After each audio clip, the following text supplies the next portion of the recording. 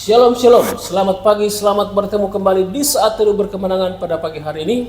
Kita bersyukur, kita berterima kasih karena Tuhan sangat baik bagi kita semua. Tuhan memelihara kita hingga kita bisa sampai hari ini. Sebelum kita mengawali hari ini, mari kita datang kepada Tuhan. Kita membaca dan merenungkan firman Tuhan serta menyerahkan hidup kita kepada Tuhan. Mari kita berdoa. Terima kasih Tuhan untuk pagi hari yang Tuhan berikan bagi kami. Terima kasih untuk hari ini yang Tuhan berikan bagi kami. Tuhan, kami mau mengawali hari ini bersama dengan Tuhan. Kami mau membaca dan merenungkan firman-Mu. Urapi hamba-Mu dan urapi setiap kami. Biarlah kebenaran firman-Mu memberkati kami pada pagi hari ini. Sehingga dalam menjalani aktivitas kami penuh dengan semangat karena Tuhan ada bersama dengan kami. Terima kasih Tuhan. Urapi hamba-Mu dan urapi setiap kami. Terima kasih dalam nama Tuhan Yesus kami berdoa dan bersyukur. Haleluya. Amin. Bapak Ibu Saudaraku yang kasih Tuhan, firman Tuhan bagi kita pagi hari ini dengan tema penyediaan Tuhan menjadi kesaksian. Banyak orang berpikir bahwa berkat Tuhan hanya berhenti pada kenyamanan pribadi. Yang penting saya enak, nyaman, oke. Nah, saudaraku yang kasih Tuhan, namun kalau kita belajar kebenaran firman Tuhan, maka Alkitab atau firman Tuhan mengajar kita bahwa ketika Tuhan memulihkan dan memelihara hidup kita, ketika Tuhan memberkati hidup kita, ada misi yang lebih besar di baliknya. Apa itu saudaraku yang kasih Tuhan? Yaitu namanya dimuliakan melalui kehidupan kita. Jadi berkat itu harus disalurkan dan berkat itu harus untuk kemuliaan bagi nama Tuhan. 3 poin yang akan saya sampaikan, bahkan 4. Yang pertama, nyanyian baru yang menarik orang kepada Tuhan. Seperti dikatakan dalam Mazmur 40 ayat 4, bahwa Tuhan memberikan nyanyian baru dalam mulut kita.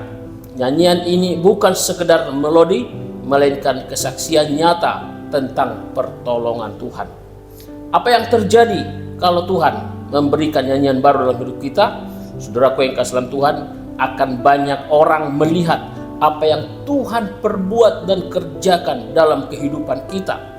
Mereka akan kagum, takjub, bahkan mungkin takut akan Tuhan sehingga mencarinya dan datang kepada Tuhan, percaya kepada Tuhan. Oleh karena itu saudaraku yang kasih Tuhan, berkat kita adalah iklan.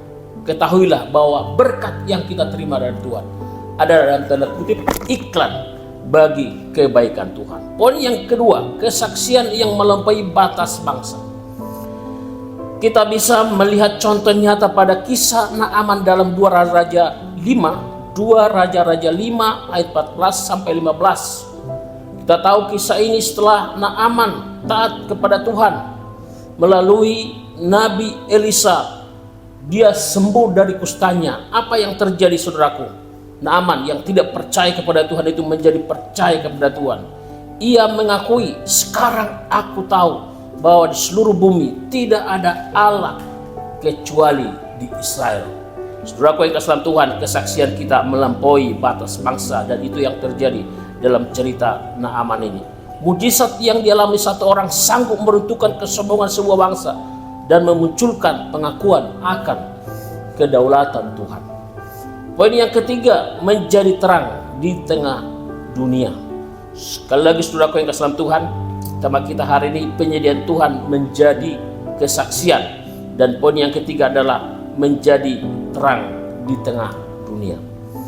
Kita membaca dalam Matius 5 ayat 16, Yesus mengingatkan agar terang kita bercahaya di depan orang. Apa tujuannya saudaraku yang kasih Tuhan? Tujuannya jelas, bukan agar kita dipuji, melainkan agar orang melihat perbuatan baik kita dan memuliakan Bapa di sorga. Nanti baca lebih jelasnya ya, Matius 5 ayat 16. Jadi saudaraku yang kasih Tuhan, saat kita diberkati di masa sulit, orang akan bertanya, bagaimana mungkin? Disitulah kesempatan kita untuk bersaksi. Poin yang terakhir saudaraku yang kasih Tuhan, sehubungan dengan tema kita hari ini, penyediaan Tuhan menjadi kesaksian, yaitu kemenangan yang disaksikan dunia. Dalam Mazmur 98 ayat 1-3 menegaskan bahwa Tuhan telah memperkenalkan keselamatan, memperkenalkan keselamatan yang daripadanya dan menyatakan keadilannya di depan mata bangsa-bangsa. Tuhan tidak bekerja secara tersembunyi. Dia ingin seluruh dunia tahu bahwa Dia adalah penjaga yang setia. Jadi saudaraku yang kasih dalam Tuhan, melalui Mazmur 98 ini kita mengetahui bahwa kemenangan yang kita alami adalah menjadi kesaksian dunia. Ya, ini mungkin bisa dikaitkan dengan perang yang terjadi sekarang ini antara Israel, Amerika, dan Iran ya. Nah, mungkin sebagian ada juga yang mengutuk, tadi saya olahraga itu ada yang mengutuki Amerika, Israel. Tapi mungkin kita yang tahu kebenaran firman Tuhan, ya kita tidak pro-proan, tapi saudara yang keselam Tuhan, kita melihat perbuatan Tuhan juga ada di sana, dan itu akan dilihat oleh bangsa-bangsa lain. Saudara yang keselam Tuhan, penyediaan Tuhan dalam hidup kita bukan hanya soal angka di rekening atau kesembuhan fisik, melainkan sebuah mimbar untuk menceritakan kebesarannya. Berkat Tuhan yang kita terima adalah alat penginjilan yang paling kuat. Jadi saudara yang keselam Tuhan, kalau kita diberkati Tuhan, kalau kita ditolong Tuhan, disembuhkan oleh Tuhan, itu akan menjadi alat penginjilan yang sangat efektif. Pengalaman rohani kita bertemu dengan Tuhan, itu akan menjadi penginjilan yang sangat efektif. Saudara yang kasih dalam Tuhan, pertanyaan refleksi, sudahkah saudara menceritakan kebaikan Tuhan kepada orang lain saat kita mengalami pertolongannya? Atau apakah kita hanya menikmati berkat-Nya sendiri tanpa mempedulikan orang lain? Dengan pertanyaan ini, saudaraku yang kasih Tuhan, mulai hari ini kita mulai berusaha memikirkan orang lain. Orang lain juga harus mendengarkan keselamatan itu. Bukan hanya mendengar, tapi menerima Yesus sebagai Tuhan dan Juru Selamat, biar mereka juga diselamatkan. Oleh karena itu, saudaraku yang kasih dalam Tuhan, penyediaan Tuhan menjadi kesaksian. Biarlah Tuhan menyediakan apa yang kita butuhkan, baik kesembuhan, ekonomi, keuangan, dan itu harus menjadi alat bagi saudara dan saya untuk menjadi kesaksian. Semoga dengan kesaksian kita, banyak orang yang percaya dan menerima Yesus sebagai Tuhan dan Juru Selamatnya. Kiranya kebenaran firman Tuhan ini memberkati setiap kita pada pagi hari ini, sehingga kita bisa menjalani hari ini dengan semangat, dengan penuh sukacita.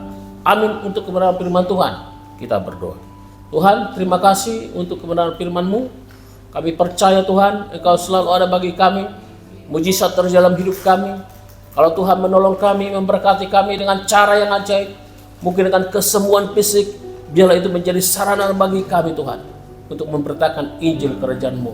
Kami mau Tuhan, bahkan bangsa-bangsa boleh mengenal Tuhan, mengenal Yesus sebagai Tuhan dan Juru Selamat, dan mereka menerima Yesus sebagai Tuhan dan Juru Selamat. Terima kasih Tuhan, jadikan kami menjadi kesaksian untuk orang-orang yang di dekat kami, bahkan untuk tetangga kami, bahkan untuk bangsa kami, bahkan untuk bangsa-bangsa ya Tuhan.